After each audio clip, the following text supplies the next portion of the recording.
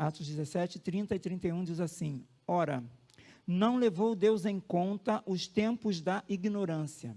Agora, porém, notifica aos homens que todos, em toda parte, se arrependam, porquanto estabeleceu um dia em que há de julgar o mundo com justiça, por meio de um varão que destinou e acreditou diante de todos, ressuscitando-o dentre os mortos.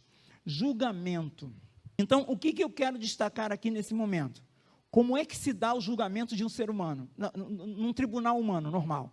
Você tem o juiz, você tem o promotor, você tem o advogado de defesa, você tem os jurados, você tem as testemunhas, com certeza. E eles são chamados durante o julgamento. E você tem também o quê? O réu, certo? A pessoa que é acusada, ok? Então, essa cena de juízo, a gente normalmente transporta para o juízo divino. Como é que a gente entende aqui? Bom, Deus é o juiz, Jesus é o advogado, Satanás é o promotor e o ser humano é o réu. Vou te falar uma coisa, se for desse jeito, a gente tem um problema. Será que eu estou fazendo alguém se confundir? Você vai entender o que eu estou dizendo já já.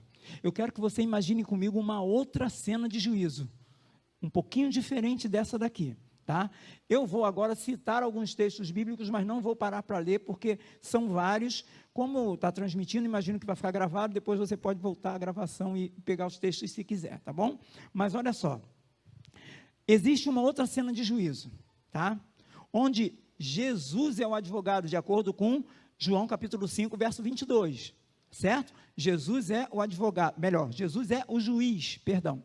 Jesus é o juiz, porque a Bíblia fala ali em João 5, 22, que Deus confiou, o Pai confiou ao Filho todo o julgamento. Então, o juiz, nessa cena de juízo, é o Senhor Jesus. O advogado continua sendo Jesus, de acordo com 1 João 2, verso 1. Temos advogado junto ao Pai, Jesus Cristo, o justo, certo? Então, ele é o juiz, ele é o advogado. Quem é o promotor? Aí não escapa. É o próprio Satanás. Não tem aonde. A Bíblia fala claramente ali no livro de Zacarias que nós lemos, que Satanás estava à direita para fazer oposição. Ele é o acusador. Lá em Apocalipse 12, fala que Satanás é o acusador dos nossos irmãos, ou seja, o acusador do ser humano de uma forma geral. Então, o promotor é ele. Mas e quem é o réu?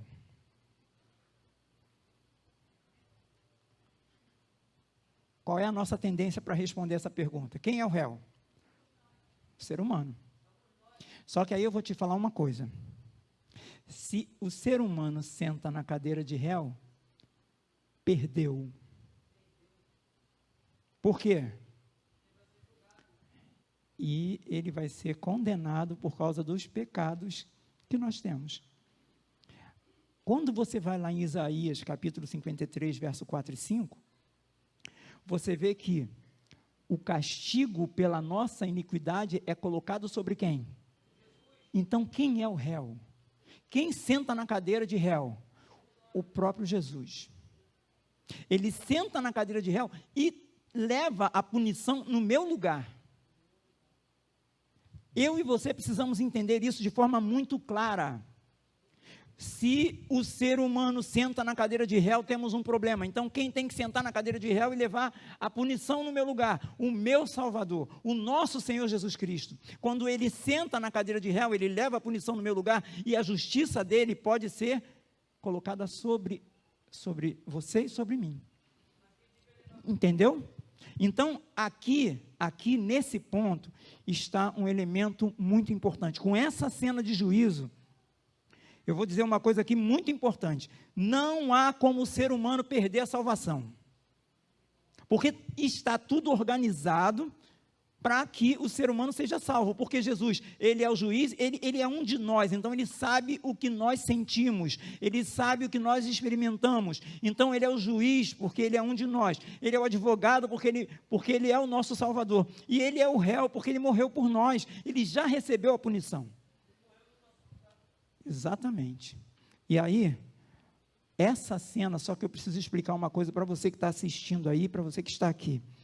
Essa cena de juízo só ocorre na vida, ou para aquele ou aquela que aceita a Cristo e se entrega a Ele. Quando o ser humano rejeita Jesus, tanto que Jesus falou assim, ó, quem crê e for batizado será salvo. E ele fala assim, ó, quem não crê já está o quê?